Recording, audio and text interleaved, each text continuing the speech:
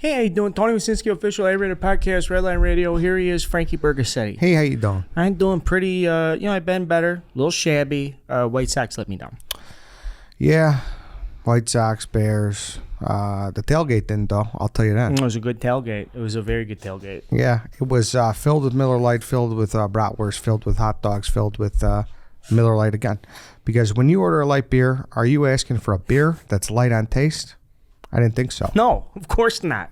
I'm not asking for a beer that's light on taste. I'm asking for a beer that's full on taste, light on the calories, light on the carbs. And Miller Lite is brewed for people who want their beer light, but it tastes like beer. Okay, it's more of the taste you love, which is 96 calories, 3.2 carbs per 12 ounces.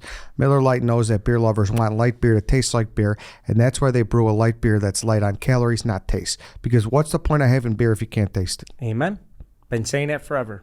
Exactly. So we had great times this past weekend at the tailgate. So a lot of things have changed over the years, but one thing that hasn't is Miller time. That's when you and your friends can get together and enjoy the simple things in life, like great tasting beer. To get Miller Lite delivered right to your door, visit MillerLite.com/redline, or you can find it pretty much anywhere that sells beer. Miller Brewing Company, Milwaukee, Wisconsin, 96 calories and 3.2 carbs per 12 ounces. Please celebrate responsibly. Hey, how you doing?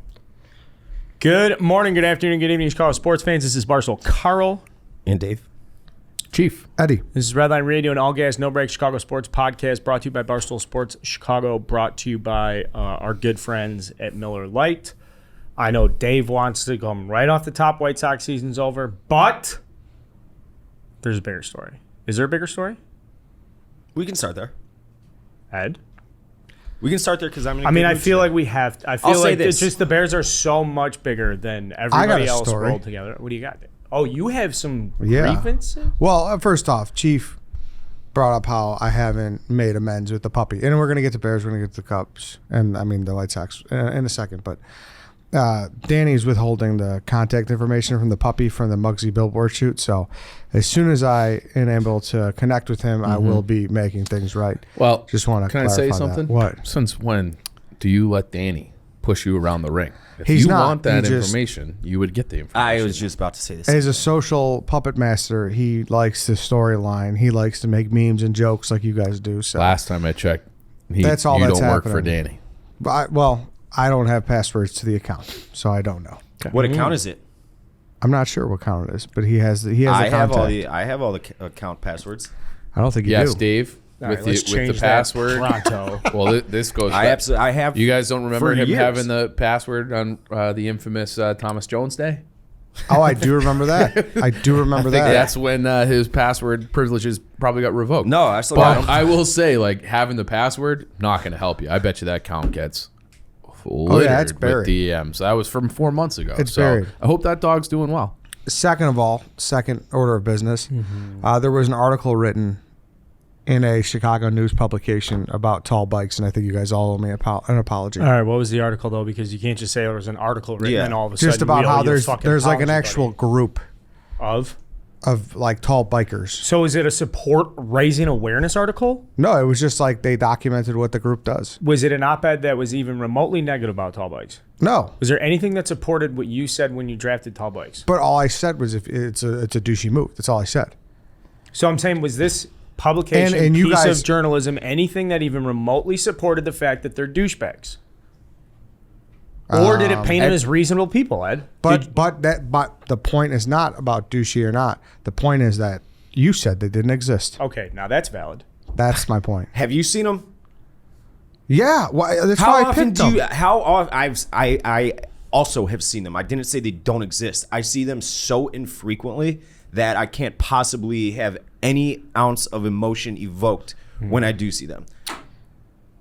It's just a passing. It's Well, like, I hey, think look it at the is tall bike. actually a pretty surprising thing. Like, oh, that's a tall bike. Yeah, exactly. And then I'm you not- What forget Eddie's about doing it 10 is minutes, he's saying 10 is seconds later. after making the recognition of the tall bike, then it skews negative. Oh, there's a tall bike. That guy's a douchebag. Yeah, it's more so just the bike in itself. You know, it's just the tools and the mechanics go into it. I don't know the person personally. They could be a nice person, but So a you know. Chicago news publication writes in, now you feel validated? Come on, you're better than that. But like, I mean, come on. You guys looked at me like I was an alien when I made that pick. Well, it was a douchebag move draft. Yes. I think there are plenty of douchier moves than riding tall bikes. But that was Now Jeffrey Dahmer's trending. that was mine. Wait. Why are you obsessed with All right, trending yeah, today? If you're What's just actually tuning like into that? this pre-show, a lot of Can you interruptions. stop here. laughing? But I don't understand. Barstool's trending. I think that's relevant. What was the considering next one? We work for Barstool. Rick Hahn. Rick Hahn's trending. Also relevant considering that is kind of my job to cover that team. Jeffrey Dahmer's trending. Yeah, that's why I did it with Dahmer because it was complete. It was a 180. continuation on the show of a joke that wasn't on the show. Well, it was jokes he between trending? us. Jeffrey Dahmer is, yeah. They're New making, Netflix they're series making a movie about him. or something. they? Yeah, Yeah. What's Evan Peters is You're gonna starring in watch it. it. You're gonna probably fucking. I love that download kind it of the shit, so second I'll it's watch out, it. Ed. Yeah. You You know like Evan Dahmer? Peters? Do I like Dahmer? No, I don't like Dahmer. Dahmer should have been Hesitated. caught well before he did. Oh, those are some tragic Yeah. stories. Was it Dahmer or Gacy that hung out at the bar across Both the of street? them. It was both of them. yes, Both of correct. them. How many other serial killers have been in? What is it called? LNL. You know LNL what? We'll Tavern. never know the true number. Though. I've actually never been in there. We'll never know Yeah, how you many. won't. I've been That's in there a just couple times. Nature of How is serial it? killing. Nice It's and grimy. one of the most disgusting bars you'll ever go into, but it's great. It's awesome. That's right up my It alley. is awesome. And that's You said that as a term of endearment. There's Yes, I fucking did. Yeah. nothing going on in that place. It's Nothing. a great place. If you're the type of person that likes to just sit down and just have booze and be quiet, just mix that in a little 45-minute, take a shot, couple beers. I don't know if there's a better spot because no one will talk to you Fact. at all. Nope. Sounds nice. I like it. I've been there. Yeah. a So, few anyways, times. he's trending, Dave. Thank you for that. Mm-hmm. Tall bikes. Jeffrey Dahmer. Eddie sways the argument a little bit. You swayed a little bit. Thank you. They exist now. Thank you. Now what you need to do is And they you have need- a whole Instagram page dedicated to Well, them. you need to get people moving in the right direction. You need people trashing tall bikes now. You need someone, a real columnist, to step up on a Saturday morning, 2,000 words, like the good old days. Yeah. Should I call Rick Tellender? Hey, Rick, or no, who's the other one? Michael Sneed. The Northsider who did the golf, Teddy Greenstein. Yeah, Okay. Ted- yeah, Yeah, Teddy. Get I him like on the him. page. Is he still writing? Yeah, yeah, he's around. We should get some local guys. What's in here. They got stories. what else is going on in White Sox Dave world right now? Tom, any thoughts on White Sox Dave looking at his laptop and what's Just a trending? lot. Any thoughts at all? Do I have any thoughts Yeah. on White Sox Dave on his email? Yeah. Yeah. I'm raw dogging it today. Just give so you us know. your thoughts. No computer, nothing. We're on a show. Okay. Yeah. David, I'm here. thank you. Promo code WSD for Merchapalooza on BarstoolSports.com. When you say it like that, what do you mean, Tom? Well, it's a show that people are watching, and I don't know. It's a tough visual when Dave's just looking at his computer the whole time. That's all. I got Fangraphs pulled up for my hard-hitting White Sox analysis, Tom. We're not talking about White Sox. He's preparing. I mean, the perfect time to prepare for your segment of the show is when the show starts. Yeah, So exactly. you got to get that up so it's Yeah. fresh. Give me something, Dave. Come on. Camera's here. Talk to me. Ask me questions. Pepper me. Well, I mean, you're not like the star of the show. It's the four of us doing all this together. Yeah, of course. No, don't take it. Just be present. You know what? Let's have a word from our good friends at Game Time. Game Time, the exclusive ticketing partner of Barstool Sports, created by fans for fans. Game Time is a ticketing app that makes it easier than ever to score last-minute deals on tickets to sports, concerts, and shows, and they guarantee the lowest price. If you haven't given Game Time a shot yet, what are you waiting for? We've been using Game Time all year. I'm going to the Texans game this weekend. I'm also went to the Bears-Packers games this past weekend. I'm going to go to as many Bears games as I can using Game Time this year because Game Time is so easy and convenient. I love amazing deals. I love Game Time. For you guys to get a piece of the action, all you need to do is download the Game Time app, go to the account tab to create a login, and redeem code RLR for $20 off your first purchase. Terms to apply. Download the Game Time app, go to the account tab to create a login, redeem code RLR for $20 off your first purchase. I just pulled up the old Allstate Arena calendar. Let's see what they got cooking. Let's see what I mean. You know, not a ton in my favor. A lot of Wolves games, with all due respect, if you're a Wolves fan, but they got Jurassic World Defending Live champs. Tour in November coming. Ooh. So That's nice. So go do that. Go to use that promo code, create that account. I bet you like your nephews and shit would love that. They would love that. That's Yeah. a good gift. Good Yep. Christmas gift. Yep. Thank you, Chief. You're welcome. Game time. Download the Game Time app, go to the account tab to create a login and redeem code RLR for $20 off your first purchase. Terms do apply. Download Game Time, last minute tickets, lowest price guaranteed. I'll say this. We can talk about we White have Sox to- last if we want to. Let's do Justin Fields That would gate. be great. Let's Okay. just get Yeah. let's get our Justin Fields take out of the way, because my sense is I'm teeing this up, is that the four of us are pretty much on the same page that it's a big deal because he said it and it sounded bad and it can be taken out of context, and that's just what people do. But we know that there's no malicious intent there. I just don't think people realize the scope of all of this. Like, obviously, in our world, Jersey Jerry tweeted about it. Dave Portnoy tweeted about it. And what are their motives here? Yeah, Okay. they should. They're Yeah, I'm trolling, not- yeah. stoking flames. Exactly. I'm not going to go full wind horse here, but that's exactly what's going on. Yeah. Okay. He hates him. Jerry obviously hates him because of the autograph snafu. Dave obviously just likes to get under our skin Correct. and Big Cat skin. So that's what he was doing. Mm-hmm. The main account looks for engagement.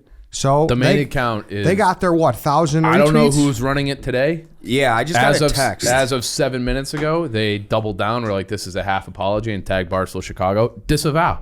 So, I fucking yeah. disavow the main account and their spin on this. I'm with Justin Fields. He is right. He puts in more work, more film study, more fucking training, more reps, more practice time, all that shit. He does more work to contribute to the win. Maybe he fumbled, like, who among us hasn't misspoken before? I'm probably going to do it 6 times on this show. So everybody just shut the fuck up.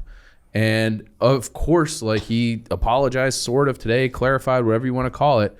It was always a non-issue because what he said was factually correct, and everyone just shut the fuck up. Shut up.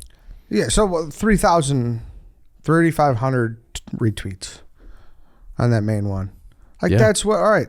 In the grand scale, 3,500 of those, like, how many of those do you think are Packers fans, are Michigan fans, are just anti-Bears, Justin Fields people? Majority. We are, I all would it is. say, when it comes to the quarterback position, a fragile fan base too. Yes. And after that game, where Yeah. it was like, it was poorly timed because people are already hot about it. And like, I wrote the blog that a little bit of doubt starting to creep in for the first time with him after the only attempt 11 passes. So everybody's kind of on edge, but this is the wrong thing to get upset about. You want to get upset about like the on-field performance and whatever. I think that's fine. The quote, what are we talking about? Everyone just shut up, relax. It's a quote.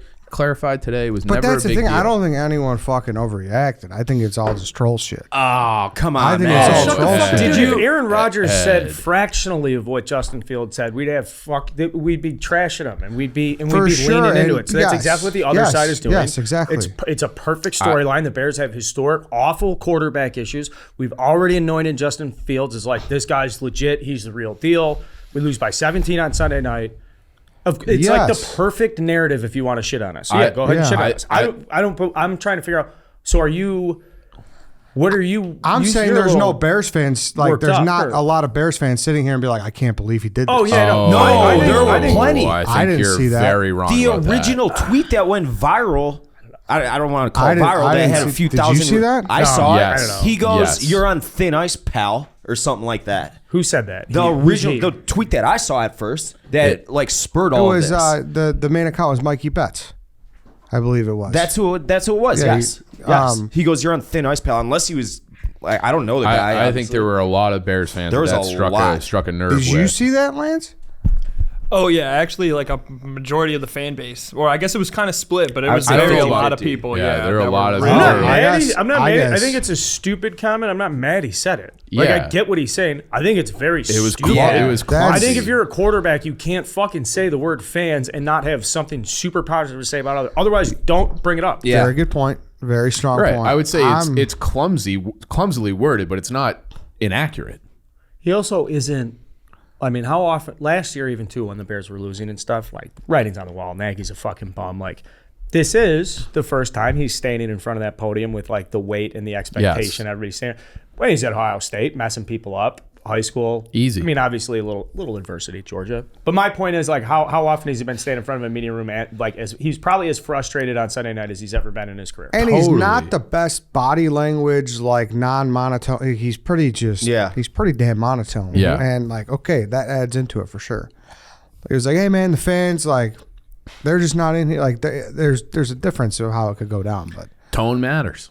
Definitely. yeah. When communicate, and these are all, what is he, 22, 23? Yeah. He'll learn that shit too. I'm sure he learned a lesson on this. You have to be careful with what you say. But you're right. This is the first time where he's had the spotlight and the pressure totally on him. He's got the C on his chest. He's second-year quarterback. Everyone expects people to take a leap.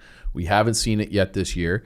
I just think it's too early to be like, this guy's the fucking worst on the field or as a human based upon one game and one quote. And I think that's where, like, it was the two of them happening in back-to-back days is where everyone, like, lost their fucking minds. But I think everything's going to be fine.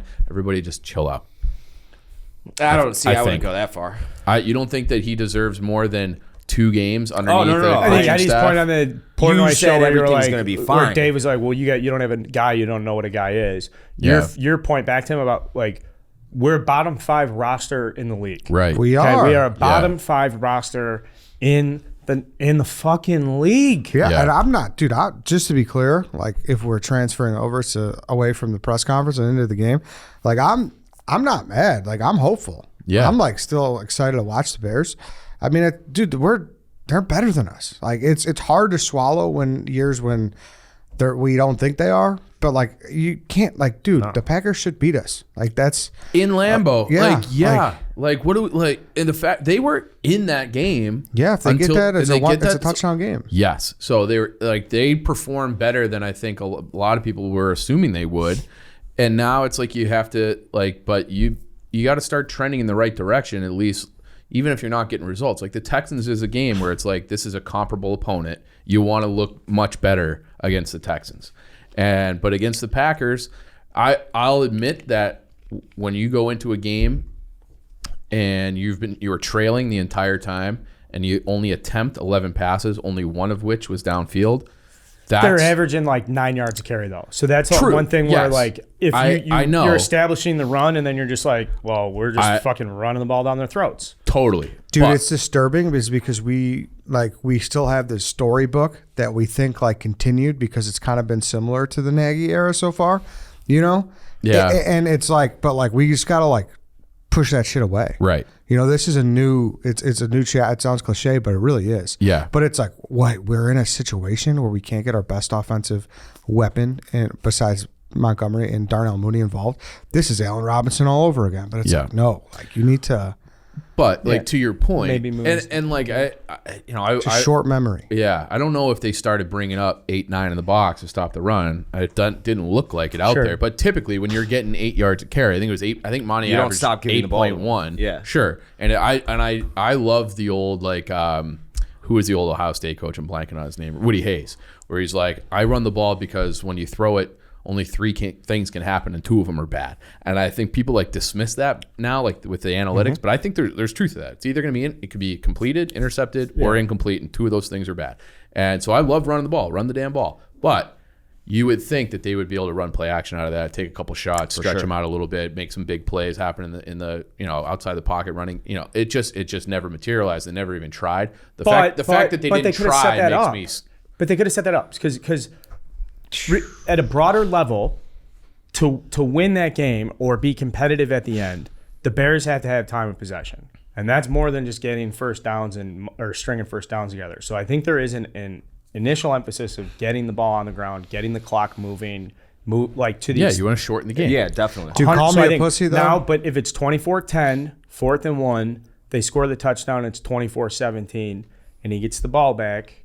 I know that didn't happen. We're not saying, but there is a universe where, like, if that did happen, the game plan would have been putting them in a position where he threw the ball less than a dozen times and could have had a drive to execute a lot of shit down the stretch to get that touchdown. And I'm sure it would have been another 10 or 12 fucking pass attempts. And maybe it's a different story. But then there's a controversy like, well, the refs, and they just didn't execute a play on 4th and 1 to score a touchdown. Let me give you this stat, though. The Bears had 11 team pass attempts in a 27-10 loss. Since 2000, there are only 2 instances of a team having fewer pass attempts in a double-digit loss. Denver, Week 12, and that of 2020. That was a Kendall Hinton game. I don't even know who the fuck that is right now. And Houston, Week 7, 2005, David Carr went 6 of 9 for 48 yards. So it is like it's historically conservative offense, but listen, regardless of what you're doing on the ground game. Call me a pussy. I'm probably going to get killed for this take, Pussy. but I'm okay being conservative on a primetime game against your rival in week 2. Oh, you pussy. I am. I'm sorry, I am. There is no urgency here for this season. There's none. All you need to do is find some dudes, which they're evaluating the whole roster, and you need to be in a position where Justin Fields can be ready to go for his next year, for year 3. It's like That's all modified you spring need. training. Yes, it Modified is. spring It training. truly is. I'm sorry. And like I said, call me a pussy. People are not going to like that take, but that is how I feel. I don't want, dude, there is a whole psychology behind this NFL thing, too. He goes out there, he throws 4 picks on fucking Sunday Night Football against the Packers. Every single fucking show in America He's on done. Monday morning is opening it with he's a fucking loser and he's a bust. So it's a fact. I hear you on that. Okay, I hear you on that. Every show would be doing that. Yeah. To me, when you only throw it 11 times, that makes me think maybe the coaching staff thinks that, and that's where I get nervous. Fair.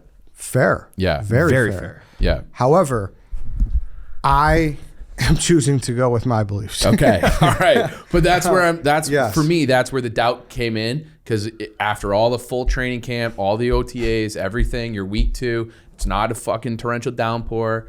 You're behind in a game when you typically throw to make sure, clock management, all that. And I know they're getting chunks in the running game. But if your coaching staff doesn't trust your franchise quarterback to throw it more than 11 times, and those 11 attempts, only one of them that I remember, it could have been more, was downfield. Regardless of your weapons, situationally, that tells me that they don't believe in him, and that makes me nervous. But it could also be a situation where they want to gain trust in him. Yeah, this sure. is a building. I hope thing. you're right. I It's hope a you're building. A thing. bad pick in the first half, too. Yeah. It was brutal. Yeah, That was a bad When pick. he was throwing That's the ball, he back-to-back didn't look weeks good. with bad picks in the first half. Yeah. You know why? There's just no need right now. You're right. Yeah. Texans, let's fucking open it up. Okay, Yeah. so they No beat the reason not Texans to. 2-1. 2-1's I great. know, Yeah. And then they got Detroit, I Which think. is Giants. After Giants, week that's it, 3, yeah. you said they were 2-1. We'd be like, all right, let's. I'm trying. So we're fine. Yeah. We're fine. Yes, We're fine. totally. Yeah. I'm still very We're fine. hopeful. Same thing with fucking and it takes guys a while to get going. Like, look Gordon. at Gordon, awful game. In real time, you could see he was playing an awful game. They were picking on him the Yeah, whole you were time. saying that, yep. You heard me the whole time, and then that was the storyline after the game. Yep. He made a great play early in the first half when he stopped. He batted down a touchdown. Mm-hmm. That's fine. Yeah. Who in Well, here it's has just- never yeah. fucked up tremendously and been like, learn from that? You're right, and it. Do it on Sunday night against the Packers. Yeah. This is yeah. like, it's all part of the plan. Yeah. Okay. That's and quarterbacks, not all development is linear, right? Like now everyone like myself does he say that? That's literally word for word. Okay. What he said. Who? So Rick Hahn. Oh. But like if you look at guys like I just had this tweet yesterday, but like I was super wrong about Jalen Hurts. Like I thought he sucked. Like I never believed in him coming out. I never liked him at Alabama. Now he's like he's a very competent, above average NFL quarterback. All Fields has to do is get to that level, and I think he can do that. And you same thing with Tua. People were burying Tua. Tua's dead. Tua's done. He doesn't have it. And then all of a sudden, you had a new coach. You got a couple of elite weapons, and it's off to the races. I mean, No, elite's Elite. one word. Tyreek Yeah. Hill and Jaden Wild. Yeah. Just elite. run straight. You can't cover them. But they run know. 1,000 miles per hour in every direction at the drop of a I hat. know. Like they're It's freaks. incredible. So Yeah. they like those because he's hitting open guys. And they're scheming them open. So I do it's way too early to give up on them. And guys make mistakes at the podium and on the field. And I think everyone just relax. It's like let it. Maybe saying it's okay, it's going to be fine is a little don't need- optimistic, but just let it play out and don't let this like derail anything. If you've given up on him, it's fine. Crazy. Oh, it's, no, that's it's insane. insanely unfair. When can you He start? started 12 games and 10 of them were with a fucking bonehead. I don't think a lot of people have given up on him. I think it's just like a number. I know, and It's that- just the people that are willing to say that out loud. It's I'll a say small, this: I am for the first not- time. And that's vocal. where I feel just like we're. loud That's where I fucking kind of idiots. feel I like wanna we're. cater to Yeah, them too I feel much. like we're kind of really straw sitting man. here like sucking fucking. I don't know. I And don't that's want to what like give these people too much. Like I think that you guys are wrong. And you know what? I'll take it a step further. Fuck you. That's how I felt about the press conference. I felt that it was just kind of a straw man where there really wasn't this belief. But I don't know. it was. They were if You can it's understand small, why they're that very fucking went vocal. off. You can They're understand very where it went. vocal. Yeah. Like, whole thing makes sense. Don't necessarily like it. Everybody relax. Beat Lovey on Sunday. Has anybody been to completely forgot it was Lambeau? Lovey. I went to I have. Lambeau for the first time this weekend, and it blew me away. Yeah, I've been It's there Fucking move us out twice. to Arlington. All I could think about standing there was like, God, give us something like this. Give me something like this. It Ours is is gonna so be a big. The dome mass now. and sea of people is. I didn't know it was like that at NFL games because I haven't been to a lot. Like, your experiences going to Soldier and then going to Lambeau was like, I'm not joking. It's like, I can say this 1,000 times and I won't be saying it enough. Was like, holy fuck, this is so. It's cool place. just so Awesome. big and cool. Yeah, I think it's the only NFL stadium where it has like not like it almost feels like you have to make a pilgrimage there because it's so old. It's like a Wrigley or a Fenway where it's like you just you want to kind of get to Lambeau because of the history there, and it's a good viewing experience. How's it's a good tailgate experience? How's the and- fan base up there to Bears? Dude, fans? they were fucking I've great. I've heard they that were They were great, fine. dude. super welcoming. Yeah. They and were great. I went. I fucking hate Packers fans. Well, I mean, You all most of them die too are horrific not like deaths. when we think of Packers fans too. You know, it's a lot of like our experiences and peers, and like you're like thinking of like 30-year-old guys that talk shit to us on Twitter. But for the most part, I'd say like 3 out of 4 or 4 out of 5 Packers fans are like 50 and older, walking around in Brett Favre jerseys, being like, "Hi." I Hello. went to the week 1 of 2018 where Rodgers came back from halftime, ripped our guts out, and I was That was Eddie's video. Yeah. I'll be taking a shit here and there, and I'll just Oh, pull yeah, up you those went to videos, that. Can Yeah. have a laugh with myself. and that was like I was like obviously over the moon in the first half. Khalil Mack, you knock out Rodgers, like everything's fucking great. I was having the time of Game's my not over yet. having the time of my life. And then I remember like I got back to my seat, way easier to take a piss at Lambeau than at Soldier too. But I got back to my seat and I sat down and like it wasn't like they were coming back from half and you hear like this roar and I knew what it was and I was like fuck. And then everybody that was probably annoyed with my cheering just like would give me glances as things like they knew what was coming. Oh yeah, dude. And it was like, fuck. And I did when I was 19 or 20. I went to a Jaguars Packers game. One of my good buddies was a Packers fan. We went up last game of the year. It was -6 degrees at kickoff. And maybe the worst experience I've ever had in my life. See, that's the That only time I sounds like cold awful. we're. I've been to 2 of the Jags. coldest Bears games ever. And I was so much fun. Hey, unprepared. Jags Packers in January sounds just about as bad as anything. It was bad. I do want to give a shout out to a man named Chuck for a second. Chuck is a Packers fan. He's an older gentleman. I was taking a picture of a bratwurst and I was holding a beer in my camera, and this man came up to me and he was like, "Excuse me, sir, can I help you?" And I was like, And he's like, "No, let me take the picture for you."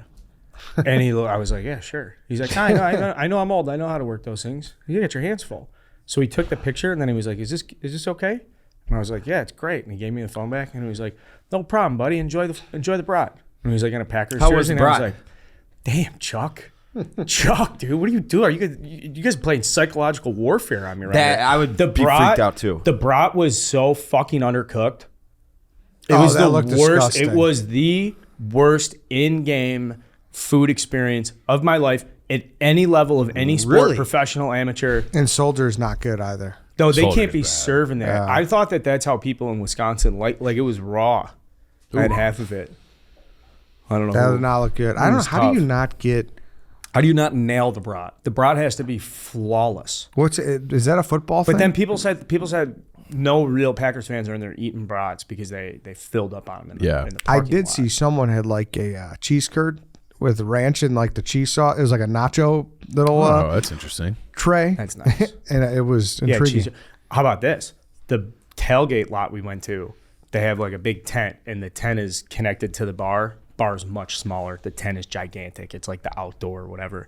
And so you walk in, you get a wristband. I don't know what you pay. We just had the wristband. Somebody was like, "Here you go. Here's your wristband." But there isn't like a bar. They just have folding tables, and the folding tables are just stacked with solo cups filled with beer with labels in front of them. Miller Lite, Spotted Cow, and like 10 different beers.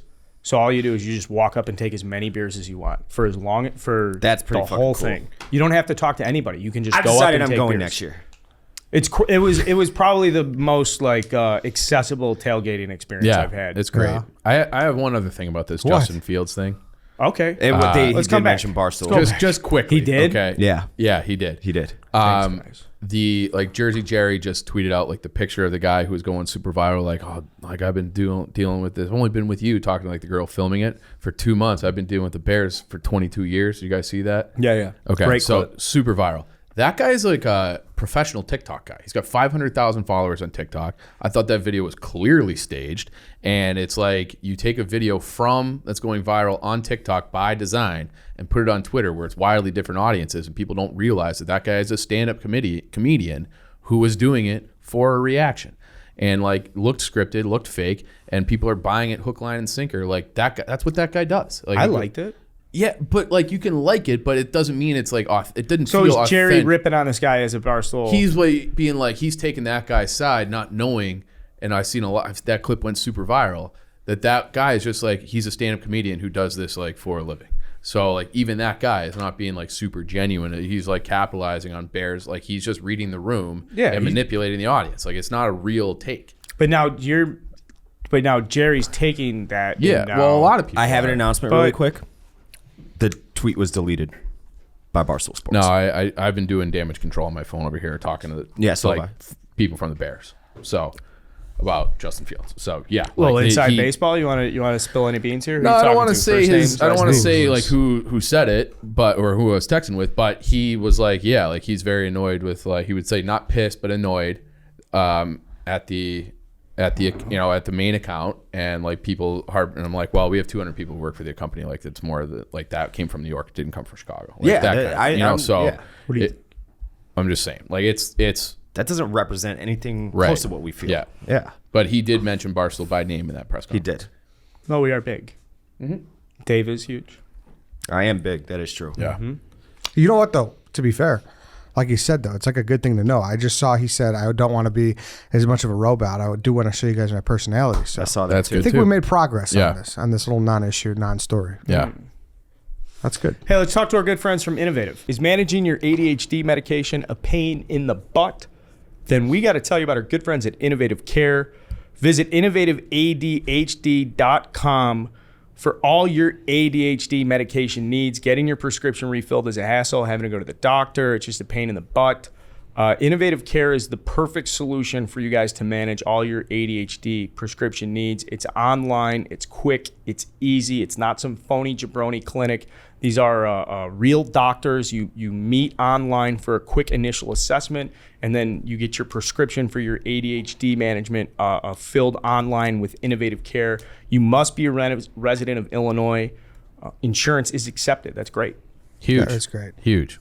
And it's very kind and compassionate. Like I've said many times, I've got a few COVID tests there, and you could always count on the staff to greet you with a smile. And it's just some great care overall. So go check them out. There's clinics all over the city in Chicago. Once again, must be a resident of Illinois. Insurance is accepted. Visit innovativeadhd.com to take care of your ADHD management today. Thank you, Innovative. What else? There's a fucking bomb we got to set off in this room, but What's when the do you guys want to do it? It's like I feel like we're like the wire cutter guys, you know, like the bomb squad coming in. Yeah, like we got the need sweat that. pouring out. I just get out of the pit room. my stomach like I have a conditioning test in like the afternoon. You like wake pacer? up in that morning and you're just like, I know I got to do this. I know I got to do this. I know we got to talk about White Sox. I don't think there's much to talk about. Oh, David. He was chipper when I walked in. I swear to God, I'm in a great mood today. That therapy's paying off. I haven't gone back to Dr. I think you pronounce it the Levin. shock hasn't set in. No, it's a guy coming out of a car accident who's like, my neck is the fine. truest thing I can, like, truest analogy I can make. I swear to God, it's like putting your dog down that was really sick with cancer and was 15 years old. You know it's for the best, and like it sucks. The season's over, but there's just a sense of relief. I think that's a terrible analogy. That is Why one is of the, that? one of the worst. analogies. You know that it's a good thing. And the yeah, but roller I would coaster never that- be not like comparing- fucking. No, Chipper I'm not sports saying to my I'm, dog. not saying that terminal you're ever illness. happy when Why a don't you dog try dies. that You just said analogy? you're happy. Why It's don't you your try relief. that analogy with the other side of the room? You just outed yourself as someone who takes joy in putting down I don't. 15-year-old You dogs just with know cancer. it's Really? the correct thing to do. No, I just put the microscope that way next time you talk Please. about dogs. Please, Ed. You don't like dogs. You've said it 1,000 times Man, over. this is You all just have said a you're dog. relieved, This- and you put a dog. Yeah, down. Well, I mean, I there was is a trying to sense of help relief you when 'cause you're that when was- a dog is suffering, Yes, and it's the humane thing to do. but it doesn't take God, you're any not- of the hurt away. You're in a great mood. What, vacation, bonus? Nah, I just put my dog down 15 years, cancer. No, I mean, that doesn't. I'm not saying I'm in a good mood because the season's over. I'm saying it's just that there's a sense of relief, How about this? and I know that. Can I help you? Like my Can my I- emotional swings are no longer gonna be. Let's Like here, Let's. because How of the about? White Can I Sox. try? Can I Yeah, try a go different ahead. analogy? You've been in a long relationship. It's bad. You swing back and forth. Yeah. Okay, You, then you know make what? a breakup. You decide to make the breakup. It's a hard decision, but you make the breakup, and then that next time out, when you're out with the boys, you feel You want to go have a little one? Nah, I'm good. A weekend with the boys? no with the I'm- fellas? No, but I'm saying like What? that Why not? that first moment where you're like, all right, things are gonna be okay. That's where you are. That's exactly your dog where- is not dead. Okay. You understand what I'm getting at, though. Just trying to help you make a little bit better The analogy. season's dead. Yes, It was a cancerous, dying dog of a season, and the season is now dead. And there's just a sense of relief, like I did the right thing. Like I've accepted. You let go. I've let go. Mm-hmm. I miss the dog, and I will miss the dog when game 162 happens. No fight. This dog. No fight. That dog didn't have that dog in it. That dog was. This dog really turned. I don't know if we can read this out loud, but we just got an email from the big man that went to the entire office saying if you're gonna get strippers, it needs to be approved by me at the end. It needs to be approved by me. End of story. Strippers at the office. So Ed, next time you're thinking about getting your little, It's actually good to know. it honestly, Yeah, I mean, yeah. We had don't even fin know doms what's at the going old on. office. that's what I'm saying, dude. Yeah. I had the like- so I had the. Sorry, we want to continue. I don't. Yeah, go please. We had the. Remember that guy who got walked around the bean on Yeah. a leash? Yeah. That woman reached out to me today, actually. So it's ironic. You bring up the fin dom. Are you gonna ask Dave if you can bring him in here? I don't think she qualifies, right? Like if she doesn't, like if she's not. He in- said adult work as well. Yeah, but if she's not in lingerie and she's just in like street clothes, like I think that's fine. You could, yeah, I think, Kind of especially, off gray duty. area. yeah. Yeah. Are you still gonna ask Dave though? Just to hedge I your don't. bet. I don't think they know or care what happens in this office. No, I they would don't. agree. Yeah. So, We could have a bunch of hookers Oh. walking in Yes. and out of here. So I don't think it now, matters. and Yeah, no one I'm would not know. canceling the hookers tonight. But anyways, White Sox season's over. It was a complete dumpster fire. I'm glad it's over. The emotional roller coaster was not good for my health in any way. White Sox fans are fucking furious. We talked about how Rick Hahn was trending. I clicked on that trending link. A lot of people calling for his heads. There's blame to go all around, from Jerry Reinsdorf through Kenny Williams, Rick Hahn, Mike Shirley, the scouting staff, all through the 26 man on the roster, and they got a lot of work to do this winter. And when the season is officially over, we can get to that and what I think they should do. But I have a very, very, very bad feeling that they're going to try to run it back with this exact same group That's what I was because going to ask. everybody is getting more expensive. Eloy, Yoan, who fucking sucks. That's right. Other players, Lucas Giolito, he's in his last year before Arb. Grandal was horrific this year. He's got another year at like 18 mil on his deal. So they got a lot of work to do, and the only way to do it, you can make a few trades. There's a couple guys that have some value, not many, but you got to throw money at it. And I just have seen this story and movie before with Jerry Reinsdorf owned franchises, and I don't trust that he's going to do that. So I have no idea what they're going to do. I know what I would do. I don't know what they're going to do. But they got a lot of work to do, and Rick Hahn is going to – I mean, he's the only one that's going to face the media and face the microphones and cameras and all that once the season's over, and he does give his postseason presser. And he's going to have to spin this as lawyer-like as he possibly can because the fan base is pissed, and rightfully so. And if they run it back with this same group, a very flawed group, though the talent individually is very good, They're gonna lose a lot of. I mean, I'm not getting season tickets next year. Why would I waste money on that shit? I paid $10 for a ticket last night and sat 20 rows up behind the dugout, thanks to Game Time. So it fucking sucks, but it's self-inflicted. It's their own doing. They fucked up with their managerial hire. They fucked up with signings and trades and not opening the piggy bank when they needed to. They fucked up many, many ways. And the saving grace, the one saving grace, is that all these players, for the most part, are still young. And like Eloy Jimenez looked otherworldly good in the second half. I mean, any credit to the Guardians for being a better team? I was arguing with Indians fan or Guardians fan today, or the last 24 hours or so, and he's like, the talent. If you look at, can you name, Carl? We'll go half. 13 players on the Guardians.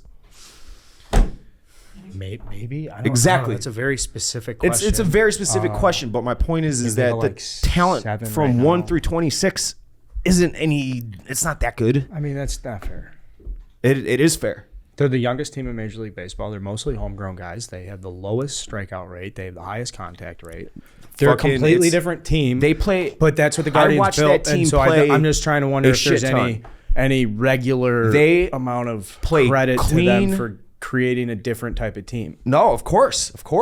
Because they're a much better different team, than all the for other sure. teams that They're will a- be in the playoffs, and people have been shitting on them, but they're different. It's They not like are they a better team than the White Sox. Their some of talent. the lowest power numbers, Exactly. very low power numbers, which is atypical. So Why is that atypical? because I'll a lot of ex- teams are on a power surge and want to play players and But get plate it's- appearances. The guys that drive the ball. where if the you're Indians if you're not have a been less power influenced if you're not by- a power a team that if you're a team that just looks to make contact and put the ball in play, you have to rely on a lot of batted ball luck. And that's what the Indians had this year. They had the highest BABIP in baseball by far last I looked. Which, if you believe in that stuff, which I do, But I think there's an you can't- element of like having a grosser approach to hitting line I'll drives. tell you this, So they- you're gonna have a higher BABIP if you're trying to hit line drives. You're gonna have a lower BABIP if you're trying to hit fly balls. It's, That makes sense. yeah, but if you're my putting the ball on the big- ground, how are you gonna? It's you know how hard it is to string 5-6 hits together and against professional. Well, I don't know, pitchers? Dave. They're going to win the division, so I think the strategy worked. I'm of course it did. I've given the Guardians nothing but all the praise in the world. 1 through 26. It's not that they got Ramirez, yeah. They got a couple of stud pitchers, including the Classy at the end of the bullpen, who's just fucking filthy. They have talent, but it's they not. have they have the best player in the division by far. Yeah, that's one player. Yeah, out of I know, but 26. like that is a great starting point. Okay, Who's cheap deal? Then you've got a good shortstop in Rosario. You've got he's good. Come on, good. What's are your we doing definition here? of good? fucking better than what you guys has been splitting up since. I mean, yeah, okay, Elvis Andrus. People say Elvis Andrus is great. Yeah, he's played well. He's played incredible, but you're telling me that I mean, the Guardians Rosario. won the division. Strauss had a big second half. You are not listening to a word I'm fucking Kwan's saying. done well. Hold on. What is the word that he was trying to say? What are the words you're trying to say, Dave? What? He said said he's he- not listening to a word I'm saying. Or you're saying. Okay, wrong Rosario. Rosario. He's hit like 280 over the last 25 games or Oh something. wow, that's I mean- fucking crushing him, man. Well, 280. like, I don't Holy think hell. he needs to. I just said that they're like a high average. He's as average as you can possibly be through 140 games this year, 620 play appearances. He's got 2.4 wins above replacement and a 104 weighted How old runs is he? created plus. He is 20. He's going to be 27 in 2 months Great, exactly dude. from today. Fucking cheap shortstop putting up a productive season, and the Productive. Guardians are He's average. filled I with those just guys. exactly. I didn't say they're a better team than the White Sox because they play like a good team. They play clean, fundamentally sound, well coached, well prepared baseball. Talent individually from player 1 through player 26. The White Sox have more of it. So they then have does a that dog shit diminish, roster. like, your- Shut up. They have a dog shit roster construction. The White Sox do. The Indians have a great manager. They got a great organizational pyramid that everybody buys into. The White Sox don't. It's a million different cooks in the kitchen. Nobody knows what the fuck's going on. They got 18 DHs on the team, but Andrew Vaughn's a great player. He'd be probably outside of Jose Ramirez the best player on that roster, in that offense. Tim Anderson, he's been hurt. He's without question a better player than Eddie Rosario. What are you laughing about? Like, what you're just trying. Of course, they're a better team because the called record is the Indians. I'm never gonna stop doing that. It's just Freudian slip. Sorry. Excused. You are what your record is. Of course. The Indians, the fucking Guardians are a better team. No one's denying that. Talent-wise, it's not as good as the White Sox. Well, I don't think you can say that. It's like You absolutely Hold on. can say that. well, it doesn't matter how like raw talent of you course. have, right? So Yeah. I think the big problem here is you're like, oh, they have all these DHs. Well, it wouldn't matter if they had all those DHs if Eloy was mashing, if Robert was mashing, if all these It guys. absolutely would. They would probably be in the playoffs if those guys were as productive as their talent would suggest. But they're have not. been. They have been. Eloy has been. Have you looked at what Eloy has done since he's been back in Since like he's been back. 80 or 90 games or I whatever? get what you're trying to say. He has been incredible. Has One this, of the has absolute this best core players. has this core lived up to their He's just their saying, talent? like talent. Like it's like the same thing with that fucking Eagles dream team. Like they Yes, had all yeah. those guys, and they were like Right. supposed to be unbelievable. Talent wise, they probably were the best That's roster what on ex- the And so I'm It's introducing the talent-wise- Guardians as part of this to say, how much does it offset the fact? Yeah, I'm not saying the White didn't Sox are a better play team. They're not as good well a at team all, as the but, Cleveland the Guardians. Oh, sure. have been good enough to And where to you me- could say as a White Sox fan, where it's like, yeah, sure, you guys didn't meet your potential, but the Guardians are also fucking good. It's not because They're going to win at the start 85, of the year, it 86 was like- games in a dog shit division. They're not that good. Sure, he could probably give them a little bit more respect. Some of their players, maybe. Like if you watch them closer, I'm sure you would. I watch them regularly because my team plays against them 19 times a In year. my and then opinion- I was watching them against the Twins constantly over the last month. In my opinion, I think the much more interesting discussion of everything Dave said today is I watched some of your Instagram live yesterday, and you said, I don't even know if this is the core. I think it'd be more interesting to go through this and be like, hey, can we set up like a meter of where you're at with some of these guys? Go ahead. Take that upon yourself. How should we set the meter, Carl? Like almost out. I'm out on you, Almancada. Fuck them. Well, hold Well, on. give Let's him go the on the list. give him the 2080 scale. The 2080 scale is Yeah, what we'll Dave's do that. most Can you comfortable. explain Yes. that really Yeah, quick? so for our audience, the 2080 scale is what Major League Scouts use to evaluate tools on baseball players. A very a Hall of Fame talent would be like 75. Like something Billy you've Hamilton's never, got an David, 80 grade David, speed. something you've never seen before would be 80. Average is 50. You shouldn't be on a baseball field if you have 20 or 30 anything unless you can do something at like a 7. So it's just a metric, but they do it in groups of 5. So you'd say All I'm a right. 20, 25, 30, 35, 40, 45, 50, Got you. 55, 60, 65, 70, 75, 80. And Yes. if you want to go out, almost out, and not out for idiots like me, that's okay too. No. 2080 scale only, Dave. All right. I'll tell you if it's good. Yasmani Grandal. I'm not out. I'm not in. Does it have to be 2080, black and white? Dave. Well, I'm asking. It's an Ed scale right now. I mean, you could expand on your thoughts. I'll go on Grandal only because it's 1 year deal. They could cut bait, no problem. I'll go 50 on him. I think he can bounce back offensively after an offseason getting healthy. I'm right in the middle on him. The only thing is he sucks defensively now. Obviously, I know we're going to say Eloy Jimenez. That's sheer health, and he has to. If he DHs next year and plays 130, 135 games, then I'm 65 on him. Luis Robert. Same exact thing, 65. It's all about health. Andrew Vaughn. Vaughn stays healthy, and I think he's going to keep getting better. I'll go 70 on him. He's good, and I'll say this, and I'm going to break this down much more once the season ends. He should be the first baseman next year, and they should let Jose Abreu walk. Okay. Ooh. All right. All right. So you're out on Jose. Thank you for your service. I'm not out on Jose. I love Jose Abreu, but you I hear can't you. make Yeah. the roster work. I- 2 I out know. last night, runner on second, down 1. He's fucking Abreu, man. 5'4". He's give the man a statue and retire his Pumps number a liner in the right 78. center. Right. He's Does- had I mean, a 2 great strikes, run, but your run is over. 2 fucking You can't strikes. Must win. Have game. him, Eloy, Vaughn, Grandal, Sheets. You can't I have. think and he's the everybody free agent. agrees with you on Yeah, that. nah, a lot of people don't because he's the best player out of them. He's been the best player, but offensively. if you're trying to build for the next 5-6 years, right, you can he's use not his a part of $18 that. million and go get a real right fielder. Right. That's Bryce Harper. where I think. Don't even get me started on that fucking offseason. Years next. ago. Yohan Moncada. Fucking 30. Actually, 35 because he plays outstanding defense still. What do you think about these so far? I think Robert and Eloy are very high because Dave has always said the most important statistics games played. Availability. The best ability is availability. And Dave's given two guys that are never fucking there. I said as much. It So all that's what I'm depends on saying. health. But, yeah. but I'm assuming But I know health. it depends on. Oh, well, Can David. you Factor in the I health know. is going to piss you off. I think they're closer to 50s. I think they're 50s. I think Which is Eloy's a fair. 45. No, but that's the fair. fucking problem is when Eloy's hot, he he's has so been big, man. fucking So you don't even know what you incredible have. Like, all right, at the the plate. Cubs non-tendered Kyle Schwarber after 2020 in the COVID-shortened season because he hit 188 and was the lowest. Still fucking got on base at a 308 clip. Still slugged 383 with a 188 batting average, which is just utterly preposterous to think about. And they non-tendered him for $8 million. And the sentiment was like, if he gets his potential in a spot where, you know, they're not moving, just go play. All right, hits his 40th home run yesterday for the Phillies. Obviously, $75 million fucking deal, right? awesome, dude. Yeah. He's gonna do. Eloy Jimenez very much can follow that same thing where people are like, well, this I mean, fucking he's guy. extended through like 2030.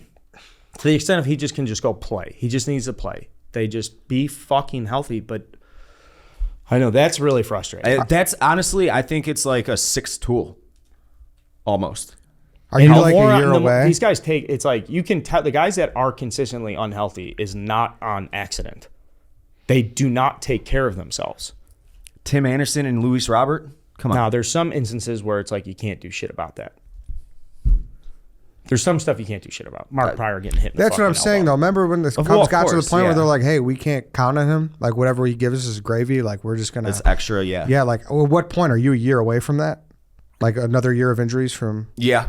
Like, you have to be, right? I mean, I'm almost there already, but like I these guys are here to stay. These guys that are signed long term, so I have no choice but to just pray they're going to be healthy. Well, But if you Yeah. could, you would. If you could, a rebuild would probably be not a rebuild, but like retool. Oh, 100%. They fucking have to Moncada's retool. getting $49 million next 2 years. That- That's No, that- it's, yeah, 24, 42 24 and then million. 25. it's 17 and then 25, I believe. Okay. It's but I mean, that's semantics. lot of money. It's a lot of money, and he is a fucking loser. He's a losing baseball player. What's- I watched what's his- He's a Elvis bum. Andrews- He's a bum. I watch Elvis Andrews play baseball. Not some super Moncada's cooled a up guy. bum. Elvis Andrews plays exactly like all 26 players on the Cleveland Guardians play. That's why he's been in It's- the league for fucking I 16 years playing middle infield. Love this guy, and of course he more or less saved the White Sox season. He's the only reason they were even in the playoff chase on September 20th. So And he just does all the little things perfectly. All right, like are you catching in a or out on cut. him? For next year, I mean, I don't know. We're just trying to get back. Let's get to the. Are who's you in or out? next? Who is next? It's hard because I really want to stick with the core. Who would you name? Like Lucas Giolito. Lucas Giolito. I'm big time. He had an awful year. He'd be the first to tell you he had an awful year. I am going 60 on him. I think he's going to have a huge bounce back. I think a lot of the reason, and I started writing this in the blog that's going to come out later. A lot of the reason that he struggled this year is he gained so much mass, like physical mass, that I think he lost like flexibility, and that's what the reason his fastball velo dipped. But he's only 27, 28 years old. I think he's going to have a big bounce back, and he's going to come back looking physically different, and he's going to be back to 2019 through 2021 Lucas Giolito. I have a very strong belief in that. Kopech. Okay, hold on. Before we go into Kopech, what do we let's got talk here? about our friends at Manscaped. Manscaped. Man, smooth sack summer slowly coming to an end, fellas, but that doesn't mean your smooth sack has to. If you haven't been scaping for the summer sun, it's not too late to sweep your sack of those pesky pubes. As summer comes to an end and we enter fall, keep your boys clean and fresh just in time for fresh ball fall. Give me a good sniff. You know, this smooth sack summer is a thing, but also sticking your hands in your pants when you're freezing cold out in Chicago is also a thing. You still want those balls to be smooth for that too. No one wants to be coming out of that with some pubes in your fingernails. So just make sure everything's clean downstairs. Use Manscaped. They got the Lawnmower 4.0. They got the Weed Whacker. They got the Crop Preserver, which is that anti-chafing ball deodorant. They got the Crop Reviver, which is a ball spray toner. I don't know what that is. I'm not going to lie to you guys. I Yeah, don't no, know it's what- good. It's a good spray. After the shower, your balls are wet, you dry them off, and then you spray the toner on, And then Just- that opens just the firms pores. it up a little bit? No, it opens up the pores Okay, in the I like skin, lets that. your I'm fucking interested. skin breathe, so your balls aren't smelling don't all have- fucking nasty. and I put ball toner on every day. So no pruny balls. I don't know if it's pruny. It just makes my balls feel like Well, it's worth an primed, investigation. like they're ready to go. Yeah, and it's worth an investigation. So I'm going to go to manscaped.com and I'm going to use that promo code REDLINE, and that gets you 20% off plus free shipping when you use that code. Again, the code is REDLINE at manscaped.com. So I'm going to get that Crop Reviver ball spray toner. I mean, I'm very curious about how that works. And all the other products have been great, so I'm sure this one is too. So yeah, again, manscaped.com, promo code REDLINE. Keep things smooth and fresh as we say sayonara to smooth ball summer and enter fresh ball fall. Fresh ball fall. Thank you, Manscaped. All right, Dave. Michael Kopech. Kopech, I'm very bullish on Kopech. He looked great in the first half. Had that one start against the Yankees. He just fucking mowed down the lineup. I think he had 11 strikeouts in like 7 innings. Took a no-hitter into the 7th, I want to say. Just ran out of steam. I'm going to go... What did I give Kopech? I don't know. I think 60. You gave Giolito? You gave him 60. 60, yes. I'll same with Kopech, but there is reliever risk with him. If you can get like 130 innings out of him next year at the same quality you had the first half, you are cooking with gas. Okay. I mean, he got the extension, but obviously he's on the back half of his career, to say the least, Lance Lynn. Oh, he's looked great. The last 60. couple months, right? Yeah, he's looked like vintage Lance Lynn, I'll never be out. And this is what absolutely drove me insane about the White Sox offseason is they were worried Carlos Rodon was going to accept a qualifying offer at $18 million for 1 year. There's no such thing as a bad 1 year deal. Either he plays and sucks and it's a waste of money anyways, or you cut bait with them and you're wasting the money anyways. I think that's one of those things that's going to keep you up at night forever. I will never let them live that one down. Yeah. As long as I live. Can you go? Oh, sorry, go back again really quick. And he doesn't here. know what the fuck he's talking about. The Cleveland Guardians. He's so fucking wrong there. Well, the record. I think he is. I think he is trying to. Obviously he looks at it from a larger perspective. He doesn't watch as closely to the White Sox with the Guardians, but I think he's trying to look at it as. He's looking at their pure record alone. They were 85, 86 win team in a completely pathetic division.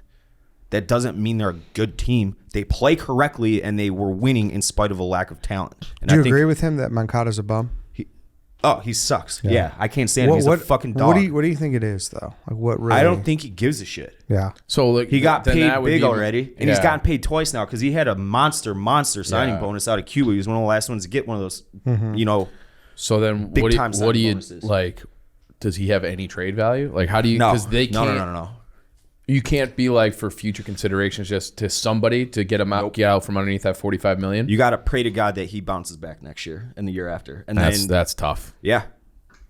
So that's what I mean. I feel like Guys got paid too early. You're trying to dig. But you were applauding them. Oh for yeah, that. at the time, of course. Yeah. I mean, they Because I actually think that is like that extension after his 2019 season where he was fucking incredible. He was a star. 25 bombs, 100 RBIs, hit 315, got on at a 400 clip and played for a outstanding contract. defense. He got that contract. See you later. How can you predict that kind of shit? They tried to keep him through his core. You can't really hate on that. yeah, but unless like my only Hindsight's absolutely 2020. Sure, but like there were indications of him being a no, fuck. no. Of Moncada being a fuck. Being a fuck? How? What? I What mean, indications? I feel like I don't know if we've talked Was about he it, locked Paul. up by then or not though? I That's my can't only remember. question. I can't. But like, But back in 2019, I like to think that if you're around a guy every single day, you kind of like You can tell for sure. Then they should have been able to tell. Would be my point. That's like Maybe he played it off differently. yeah. I don't know. Once he got paid, that's when he became a shithead. I'm not saying he's a shithead. I don't know the fucking guy. I don't know if he's lazy or not. I do know It's that just once he got play. paid, You've he been sucked. disappointed with his play. Yeah, absolutely. I feel like he's also a guy who's like, I got a bruise. You know, like he's not like I was listening to the Portnoy show where he talked about Trot Nixon Okay, like, or he's just like fuck, like a dirt ball, yeah, like jerseys constantly right, dirty. right. Yeah, you see, he, like, Eloy like and- you need like there isn't. I do think that, and that's like a universal truth of sports. You need a few of those guys to yeah, drag you do. the rest of the team into the fight. And it doesn't feel like Dude, the White here- Sox have any of that. that 2005 team, and I hate bringing Other up than something TA, that I happened guess. fucking 100 years ago. It might as well have been at this point. That didn't have a ton of talent on it. No, I had enough. It had enough. Clearly, they got hot at the right time. Clearly, but they had a bunch of guys that just had "fuck you, we're winning this baseball game" attitudes. TW. That TW, the will to win. Hawk Harrelson, anti-sabermetrics guy. I love him to death, but there are things that stats do not measure, like TW, and the Indians have infinitely more of it than the White Sox do. And that's why they're winning baseball games. They're not winning on pure talent alone. Yes, they have 3 good starters. Savale sucks. He had a 6 ERA this year. Shut the White Sox down last night. Bieber, Quantrill's all right. Like, it's not some star-studded team. It's a quality team that plays fundamentally sound baseball that won a dog shit division. And the White Sox should be embarrassed that they let that team win the division. They should be embarrassed and ashamed. And White Sox fans, until they have a winner to correct their misdoings. And if they don't, White Sox fans should continue to rub their noses in it like a dog that took a shit in the living room carpet. There's Aaron- another dog analogy for Ed. Aaron Bummer. Fuck him out. He was hurt all year. He stinks when he's in. Anybody else you'd like to particularly talk The about? highest paid pre-arb reliever in history was Aaron Bummer. Extension. That's pretty much it. I would like a few more Elvis Andrews. I did this. I keep wanting to call him Aaron Andrews. Elvis Andrews. Elvis Andrews. They need more guys that like him that are dirtbags, that know how to win, that What about play winning Sheets? baseball. Just whatever. Yeah, not a. He's not a guy. I mean, he's fine, but he should be playing for like the Royals. Not a contending team. A team that says they're contending, I should say. By their own words, not mine. You got anything else, Carl, on the White Sox? They should be ashamed of themselves. They should absolutely be ashamed of themselves. And if Rick He Hahn, just asked me. I know. I'm Literally just finishing goes my part of thoughts. anything. I'm finishing my thoughts. Then you can speak as much as you like. One last thing I have, and then I'll shut up. If I were Rick Hahn, because like I said, he's the one that's going to face the Flames after this season, I would hold himself, the organization. Don't make excuses. I don't want to hear anything about injuries, about how Eloy was hurt, how Kopech fizzled out. I don't want to hear a single thing. I want to say we are going to do everything in our power to fix this. And if that means spending an extra $100 billion, if it means making a trade that hurts, like trading someone like a Cease and adding 3-4 fucking studs behind him in the rotation and on the offense, fine. Like, figure it out. I don't know. Just don't make excuses, because that's the first thing that if you do that, White Sox fans are going to want to burn the stadium to the ground, and they should. Carl? That's my 2 cents. Yeah, I mean, White Sox fans talk so much fucking shit. There's so many people listening to this that are White Sox fans that just talked so much shit. And not even to me, just like generally group chats, like your Cubs buddies. There's so many White Sox fans in this city that have done nothing but talk a relentless amount of shit since probably the end of the 2020 season, when the Cubs got banged from the playoffs and it was clear, like, and then obviously last year when they traded everybody. We did. And just the amount of like certainty and like, well, fucking Rick, you know, and like showing up to town hall meetings and like, we're going to do this and this is fucking, it's our time. And I mean, I would be furious if I were Rick Hahn, because I do think that the ownership group made him look stupid. They pulled the rug from under him so fucking hard. We said, don't yeah, think so? I don't know. That's a different conversation. I don't give a fuck about Rick Hahn's feelings right now. Or I'm sorry. And I'm not saying that about you, because I'm just going for a second about like the amount of shit that White Sox fans talked about their players and their team and this division. The Will Smith picture, like us wondering if the fucking rest of the division is going to show up this year. Yeah, the Cleveland Guardians did. they deleted that tweet too. those pussies. Unbelievable. So White Sox fans individually, I'm not saying you guys have to do anything. You don't deserve a punishment or anything, but just fucking take 5 minutes and just think to yourself. And just think. Like, was it as easy as you expected it to be? Did everything go as you thought? It Were could've. you as fucking smart as you thought you were when you were running your fucking mouth about this? The American League's gonna be ours. You know, It'd be- now wait till we come back. We'll play the Astros next year. Like, It would it's be hard. so much It's a hard different. game. It's a hard fucking game. These guys are good. Everybody's good. Everybody's playing is good. It's so unbelievably hard, and it's a sport you just can't show up and be talking as much shit as White Sox fans have, unless you're fucking back in the Dodgers, a team like the Astros. I mean, even Yankees fans have looked stupid 1,000 times this year. It's so hard to do it, but White Sox fans did it. Now you guys are eating shit for it, so enjoy the fucking offseason. That's the self-inflicted. Yep. And White Sox fans are more fucking pissed off at the organization than anybody on planet Earth. It's disgusting. I can't wait. If you call me a fair weather fan, on Twitter or anything about this, I'll fucking rip your face off. But they're no longer at the forefront. Like, they got 15 games left or whatever. I'll watch them in passing on a Tuesday night or whatever. I'm done going to the games and spending. It's Yeah. $200 every time I go to that fucking stadium. Fangraph says the Guardians have a 96.6% chance. Of I mean, winning the division. it's season's over, and I'm gonna flip them on tonight after I get back from Bavets that I'm paying for, not to brag. And I hope that stadium. I hope there's nothing but beer vendors and cotton candy salesmen in there, yeah. because that's their fault. That's you, their David. fault. Now a word from our sponsor, Roback. Roback Activewear, the best activewear out there. For those of you who don't know Roback, the only way to describe Roback, best fit, best feel. They have the best performance polos, hoodies, and quarter zips, and it's just in time for you guys to be checking this stuff out for fall.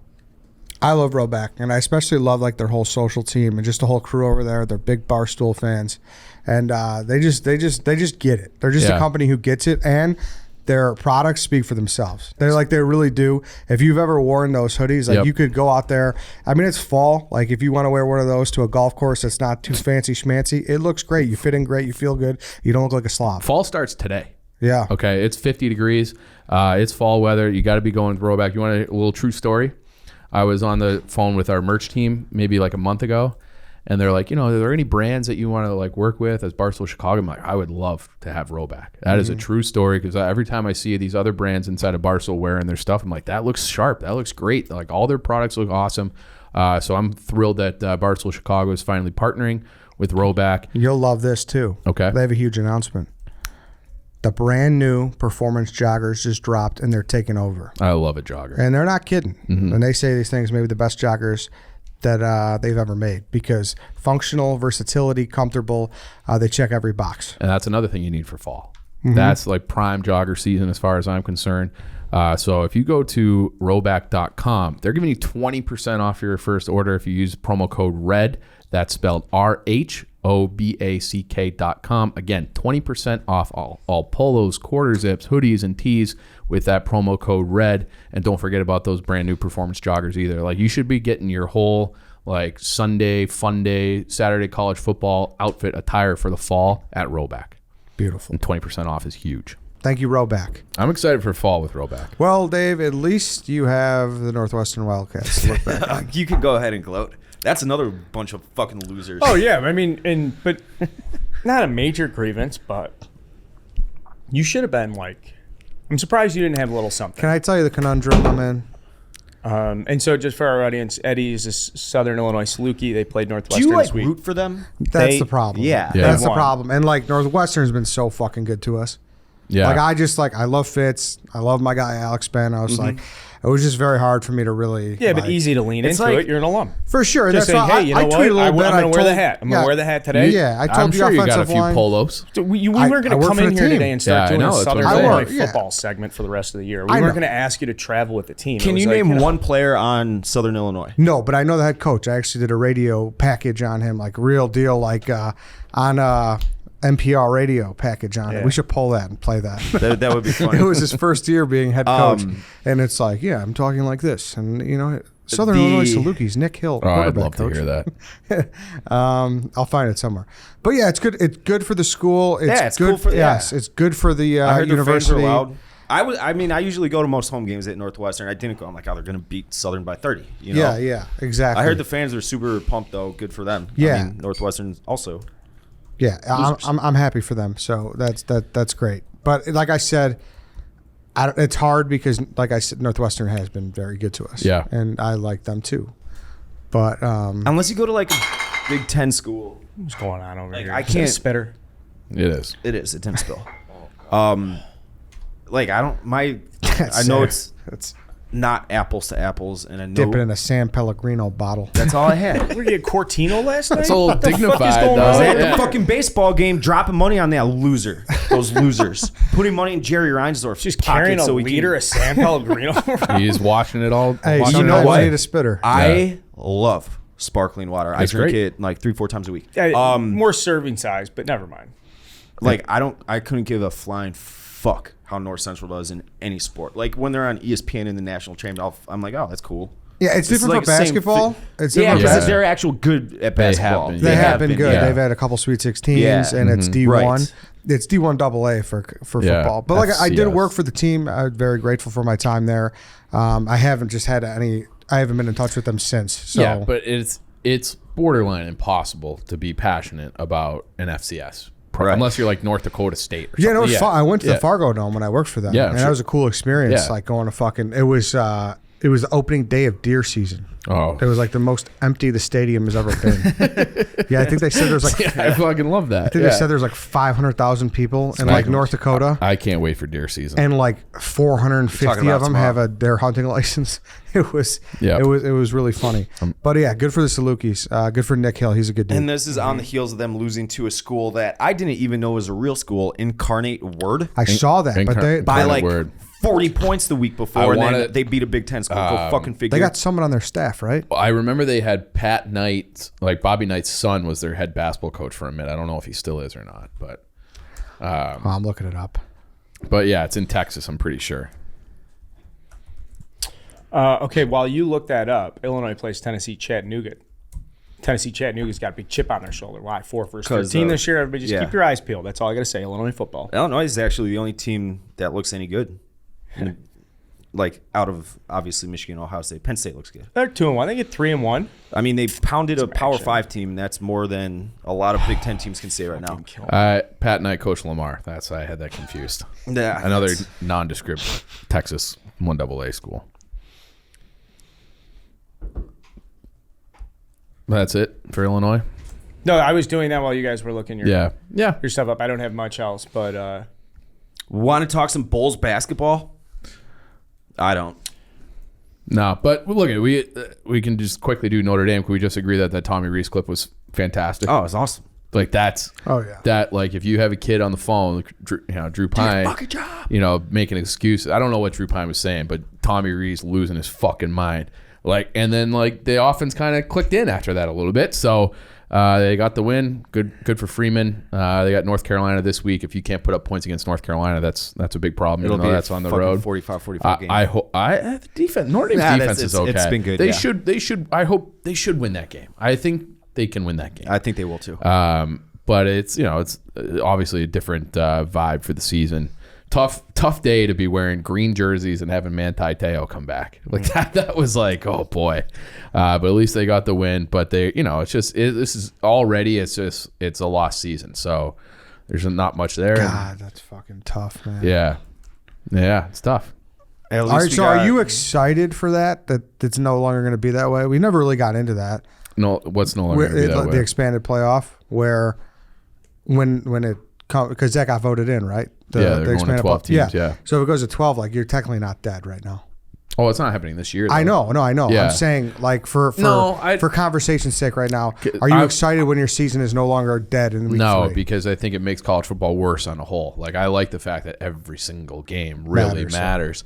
And so I'm willing to sacrifice a Notre Dame season here and there where they start badly for the greater good of college football. And this is like I think the right number is 6. I think that would be the right number. But yeah, they're not going to be a good team. I think if they get to a bowl game this year, if they go 7-5, even though BYU looked terrible against Oregon too, so maybe I don't know, maybe 8 I think is their ceiling because they're probably not going to beat Clemson. They're not going to beat SC this year. Like they're just whatever.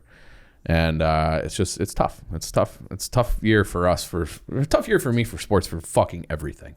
Do you Every guys single do you guys thing. share that sentiment where it's like you You don't want the regular season to be watered down? Yeah, I like this idea of, can we just give like a fixed number of bids to each conference? Like the SEC, just get 2 teams in. That's it. The top, you get 2. Big Ten, you get 2. Just keep going down, because then those games you're going to create. I completely get what you're saying. Where like I want that mid-October Penn State, Ohio State to be for fucking everything. Yeah. I want to have those like big moments.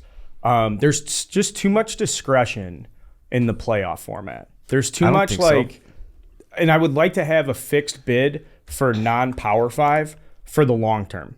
Sure, they'll get fucking dusted every single year like they're if they the do 12 1A. seed? Yeah, like every group of single year they're 5? going to get crushed.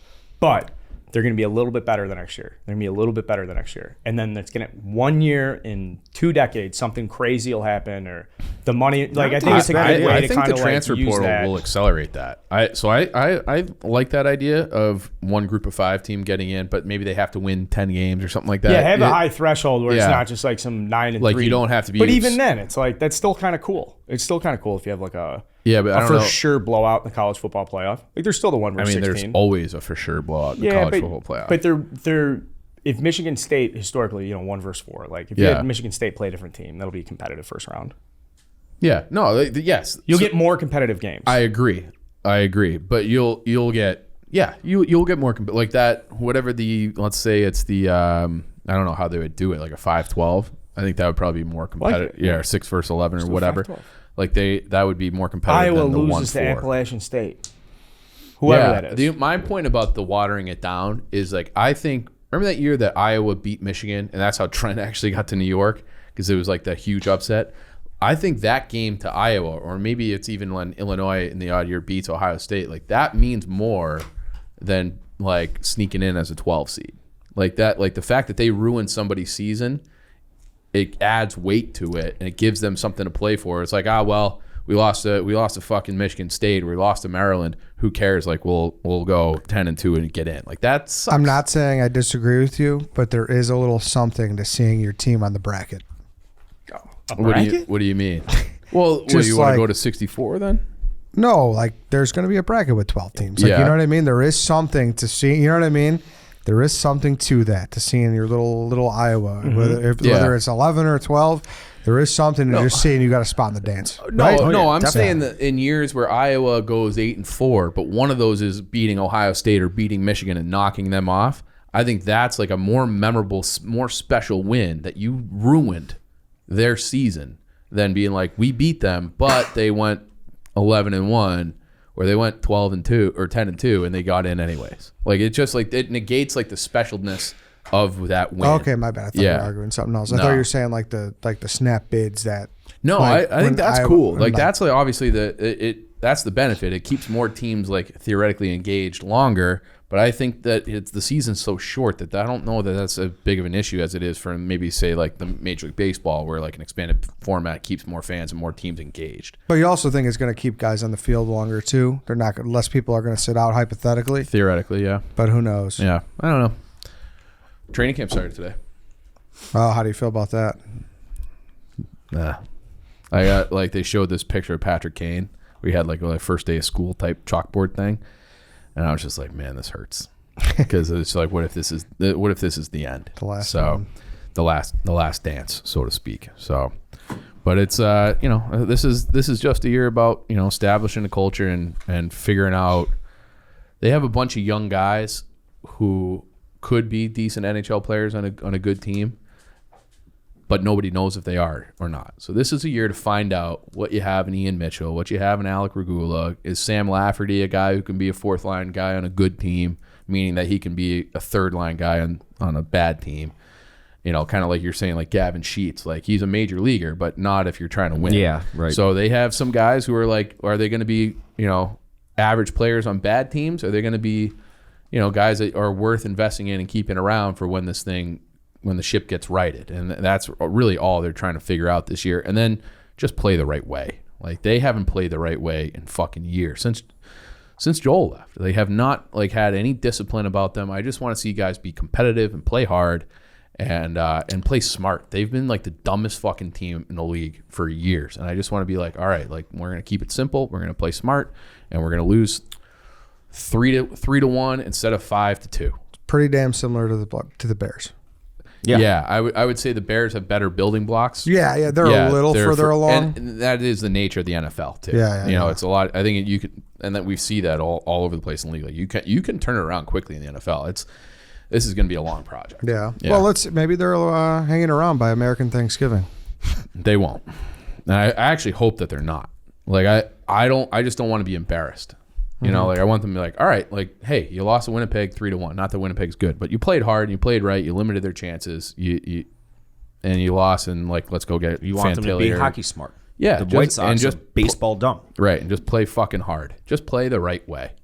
And I love the coach, so we'll go from there. But it's the least excited I've ever been for a hockey season.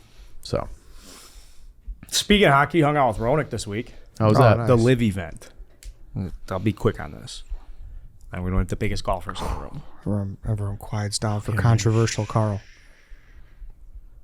I had to go. I got invited. We were gonna go to the Live event on Friday. It was Are a they group trying to of me and cancel my you? buddies? No one's trying to cancel me. Okay, just making sure. A large group of buddies, like 26 guys, huge, spread out, college friends, this and that, and we got a party bus from the north suburbs, and we were taking it out to Rich Harvest Farms because a couple of these guys are members there, and so they had like passes and they set us up for the gallery. So this was a long planned thing for like months. It was like, hey, Friday Live event, everybody take off work. So I'm playing golf like 2-3 weeks before the Live event on a weekend with a guy who works at Rich Harvest Farms, a guy who runs Rich Harvest Farms, which is like a big facility out in Aurora. And it's a great job, great, like an international club. People know about this place. It's very, it's a big deal in the golf community or whatever. So he's like, yeah, you're going to be there on Friday, right? I'm like, yeah. He's like, well, definitely stop by the clubhouse. We'll have a drink. And he's like, oh, you know what? I have a call with the Live people later today. Do you want me to try and get you a media credential? So I was like, yeah, for sure. So he texted me after the call, says, I got you a media credential. Bring up whoever you want. So I'm like, oh, cool. We'll get to walk inside the ropes, do some fun stuff with it.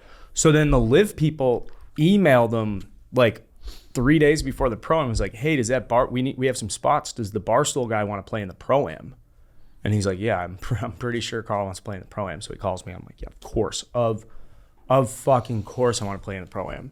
So we go out for a dinner Wednesday night, and that's where you draft the teams. And so you get there, and they don't I don't know anything that's going on other than I get to go play 18 holes with a couple professional golfers, and then it's the Live event, and it's at Rich Harvest. So of course I'm in on this. I walk in, they have the pairing board, and it says Jeremy Roenick and Carl Sturck.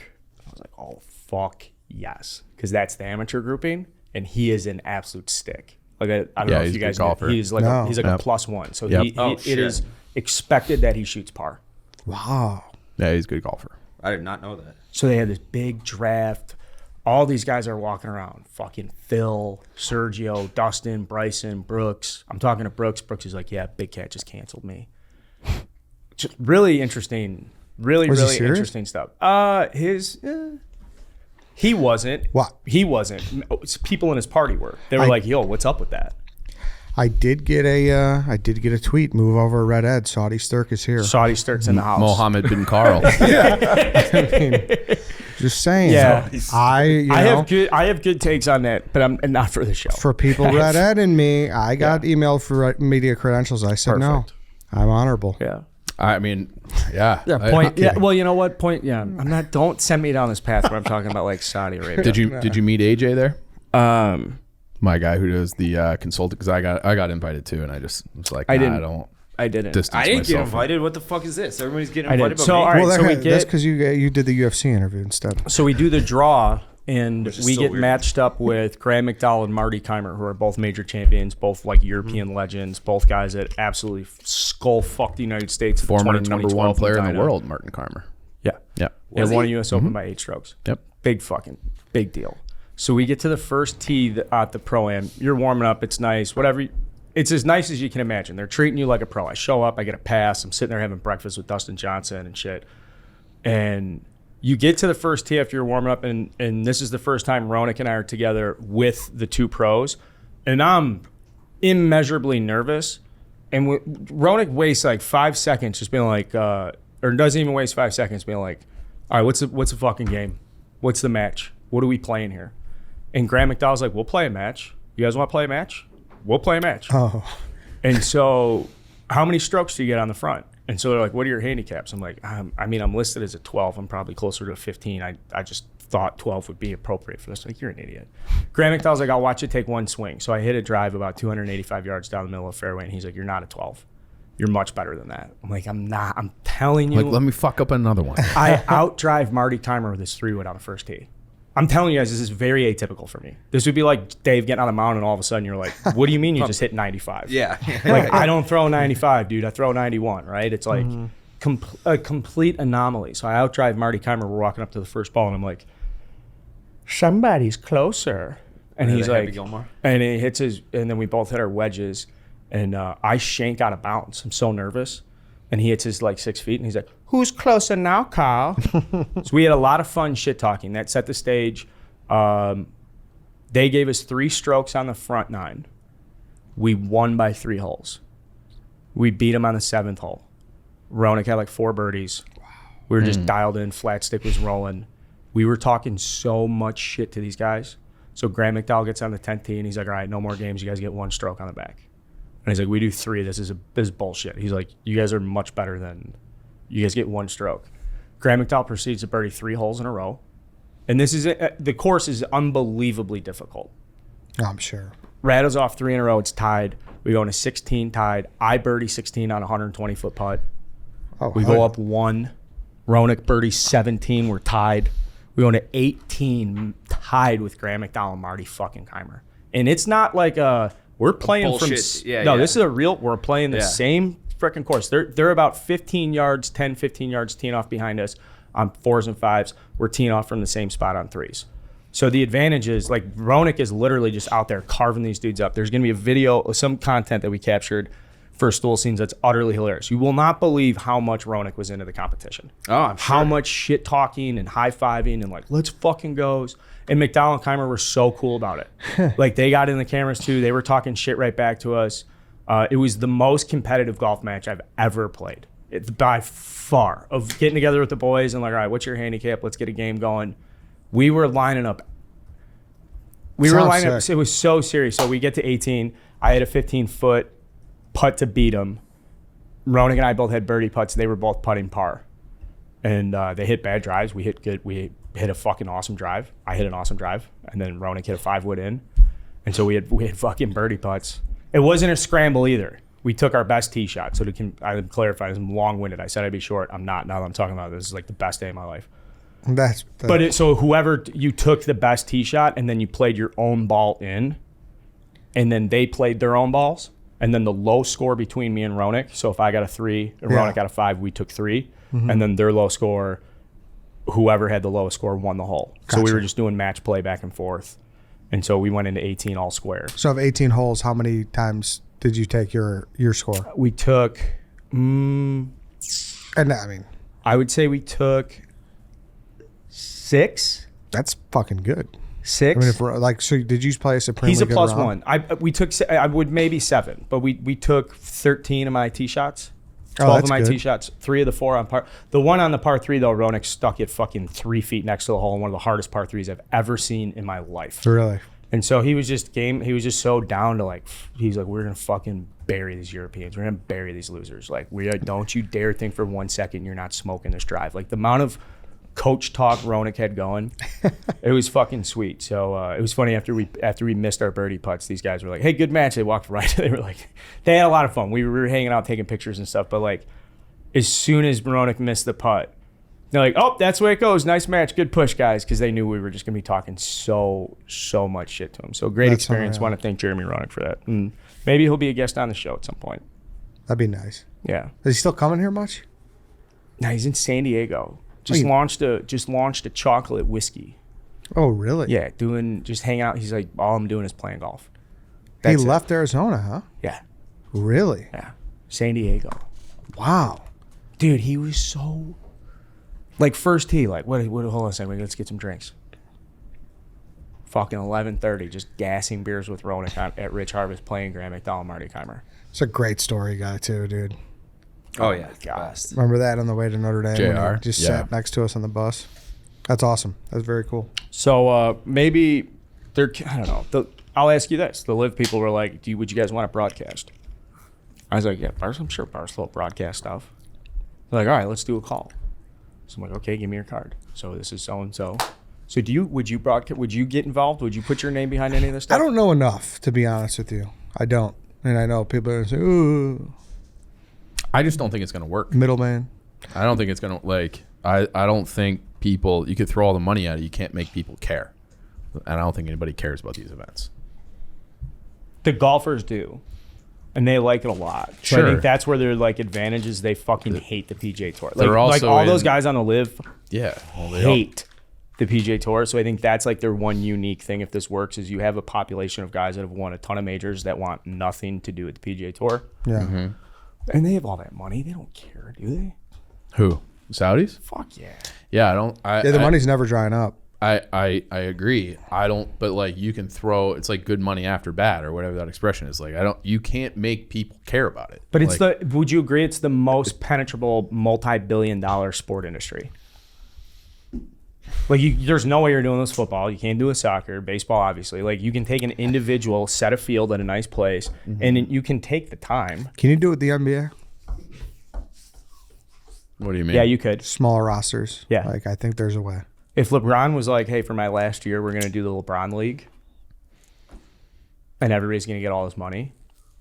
Yeah. And one got huge. Did you see that documentary? I haven't. Watch not it. yet. It's awesome. Good. I fell asleep. during Untold it. Yeah. and one very good one. One yeah. endorsement, Chief. Well, I don't, not because it was bad, but I like started it and it was interesting, and then I Just kidding. I dozed off. But yeah, I just don't. I don't know. I don't think the live like work. Like I don't think it's gonna captivate it like that. So you have all the names. Anybody watching? No, but down. I know. So it's like right now. No, obviously right now. Yeah. But say they go out and they play, the 4 majors next year, and 3 winners are on the Live Tour. Mm-hmm. And that or 2, and you just kind of keep going down this path, and then major guys defect because they're like, wait a second, I won 3. A lot of the sentiment from these guys is we've won and done so much. Like people show up for me. Like Graham McDowell's like people show up because Marty and I have been on 4 or 5 Ryder Cups. We're multiple major champions. I guess Marty is, Graham isn't, but like we're huge names, and I still have to go out and play 26 of 42 events every year to keep my card when like just a 23-year-old kid who's grinding all this stuff. So then he's there, he adds no value at all, and there's no relative like way to reward the guys that have done it for 20 years that will bring crowds out, that will bring attention to it because it's so just Was it why, crowded? Why do they bring So crowded. why do they bring was crowds it out? crowded or the field? The PGA Tour is like there's the difference between the guys at the top and the guys at the bottom is so minuscule. So to be a huge golfer is like you've been around forever and you've built a brand and you have a following. The PGA Tour is quick to be like, all right, well if you don't have the points, you're not on the roster anymore. Some of these guys are like, what if I want to take a summer off? What if I only want to play 10 events this year because I got a bad back? So now I got to work extra. I have no privileges. I get no fucking. Yeah, I think that's what will come of this eventually is that the PGA will take policies and things that the Live Tour does that works and apply them to the PGA. But I don't think like you're never going to get people to care about X Live Tour event. But nobody cares that much about the PGA events. People care about the majors too. No, but take those away. That's like There's only golf, one of the those is run by 90% of- only one major is run by the PGA. That's PGA Championship. Okay. Masters stands alone. Yeah, you're US right, Open's you're right. USGA, and then British Open's Can across I the pond. ask you about a specific golfer now? Yeah. Now that we're here, do you think Cameron Smith made the right decision? Yeah, Because I think that's a hard one. All right, so he obviously an Australian guy who didn't grow up like in the culture of being, Johnny fucking PGA golfer, I'm sure. Did he make the right decision? He made his decision. I think it's a good decision. I think if he stayed, it's a good decision. I can see both sides. It's very hard to say if it was a right decision. Because how hot he was this year, and like how many He's guys won 2 now. He's awesome. He just made $4 million this weekend. Totally. Financially, sounds like it was the right move. I don't know all the financials, and I'm also not the biggest golf guy, so don't get that twisted if you're listening. But I'm saying from like a visibility standpoint, he was like the fucking guy this year. Yeah, huge, right? The And he guy, hasn't won a major. He hasn't won a Masters yet, and he's probably going to win a couple of them. And he's got a brand. He's got the mullet. He's got the stash. He's Yes, got cool dude. flair. He's very marketable. I just don't think the PGA Tour is going to lift that guy up. And Yeah. so, but with all the guys but that they lost, if they could get to like it just seemed like he was in a prime position to be like, hey, all those guys fucking left. I've been having a great year. Like he's primed to be, I think it's different The for the next guy. international guys Yes. too. Like the fact that he's Australian is a much easier decision, is my sense. From like the top international guys were like, yeah, we'll go to live. There's much more debate within the top American players, and that's because the PGA Tour is American, and that's the genesis of a lot of the controversy around it. Sure. And I just think that's a question. I don't. So I think the cool thing with Cam Smith is that he could be in a spot where he's backing live, winning these events, winning a ton of money, and then if the PGA Tour wants to come back and figure out some merge thing with the live, Cam will be right back. And instead of winning events he'll still be super competitive in majors. He'll still be like a top 5 guy every time he goes out and tees up because he's just that fucking good. But if this does fall apart, the stain, if he gets stained long term from it, I just don't think that's going to happen. The PGA Tour is so evil. Okay, listen to this. Overnight, the PGA Tour put together an extra $200 million in prize money. We're not talking about they found $200 million to go invest in capital infrastructure. We're not talking about $200 million to go buy a piece of TaylorMade. We're not talking about $200 million to do anything of like significant long-term value for the organization. They had $200 million just sitting there to be like, all right, now that's going in the prize pool. We get it from FedEx. We get it from... Where the fuck was that before? And if you have access to that easily, how much more... Like, what's really going on? There's a lot of questions. That was a sentiment at the Wednesday night dinner. A couple of these Europeans, I'm like, so what do you think? I kept on, what do you think of the PGA Tour? What do you really think is going behind the scenes? And they're like, dude, they're not transparent about how much money they have. They have no interest in sharing it with the players. They don't reward the people that drive this stuff. They don't care. Here's a story for you. They're out at a random PGA event a couple years ago. Torrential downpour comes in, and there was a group of caddies, like 16 caddies, that were stuck in a corner underneath a tent with the players. And it was very crowded. And a PGA official came by and said, this standing shelter is only for PGA Tour card-carrying members. If you are not, you have to leave the shelter. The fucking clubhouse was almost a mile from the shelter. In a thunderstorm, the official was like, you guys have to leave right now. You absolutely have to leave. No shit. And so the caddies that we talked to were like, yeah, we ran through that fucking storm. The PGA, they literally just do not care. Or if you were like, hey, my wife needs a pass for her friend, the PGA Tour would be like, no, absolutely not. They're dickheads. And the players you have a huge population of players that have done tremendously well on it that are like, fuck you guys, we're done with it. So I don't think it's going to succeed in the current format it is either, but you have extremely motivated guys that want nothing to do with the PGA Tour. And if you looked at the PGA Tour leaderboard the same week that the LIV leaderboard, I mean, it's not even comparable to a regular fan that you're trying to like get the interest of. So I don't know how long the PGA Tour can do that, because then it's like, well, this guy won the Arnold Palmer Memorial. It's like, all right, dude, he's 27. Who cares? I don't even know who this guy is. Yeah. If you're watching on YouTube, you can see the Live Kool-Aid pouring out of Carl's nostril that they pumped him Well, with. I had a good I'm experience. kidding, but no. I had a good experience, and I got access to conversations that from their side that I thought was very interesting. No, I believe was that PGA shit, sincere, dude. I believe heartfelt, that. like, obviously they're motivated to be but I it's believe their that. profession, dude. They're not out there to get, oh, I'm proud of my career because I fucking inspired people and represented my country at the Ryder Cup. Like, these guys are out to get paid. That's their fucking job. Almost every single one of those guys would be doing something else if it wasn't their job. Yeah. It's interesting. I mean, hey, some golf talk on the old podcast. Oh, you know what? Patrick Reed, who wants it quick, he and I had a great time together. Oh, wow. Patrick Reed was by far my favorite person that I talked to at the entire event. Oh, my God. The most relatable and the most not a big deal. Really? Like, so fucking cool. I butted up into a conversation because a couple of my friends were in it, and he was standing there, and I was like, oh shit, I just interrupted a story you were telling. And he's like, what's up, man, Patrick? I was like, yeah, I know. What's up, man? Call me Carl. I work for Barstool. He's like, oh yeah, nice to meet you. He's like, Riggs here. Like, no. He's like, man, you guys fucking shit on me. He's like, you guys really shit on me, man. What's up with that? I'm like, oh, well, it's been going on for a while. And we talked for like a good 10, 15 minutes about his life away from golf. And I think we might be doing some stuff together. We might be going to an Astros baseball game. He's a huge baseball fan. He was like, I had to pick between golf and playing third base. And then he picked golf. Carl, Patrick Reed, and Ian Poulter just rolling around. Ian Poulter, great guy. I had a nice conversation with him. I swear, name him. We had a great time. I made the rounds. This is full heel. We'll see. No, I'm not. I'm I kidding. have no skin in this game. There are people that are very passionate about this. I get it. I don't want to offend anybody. That's your own opinion. It's America, free speech. If I want to go hang out and play golf with these guys, it's totally within my right. So, totally. I mean, that's what the Saudis stand for. I mean, that's just a preposterous thing to say. Where are Just you going? Preposterous. I told you guys I had to be out of here by like 2-ish. Oh, Sorry. Sorry. sorry. Our about bad. this. And it turned into a foreplay pod, which is fine. It was a good story. I love Jeremy Roenick. Fun guy. All right.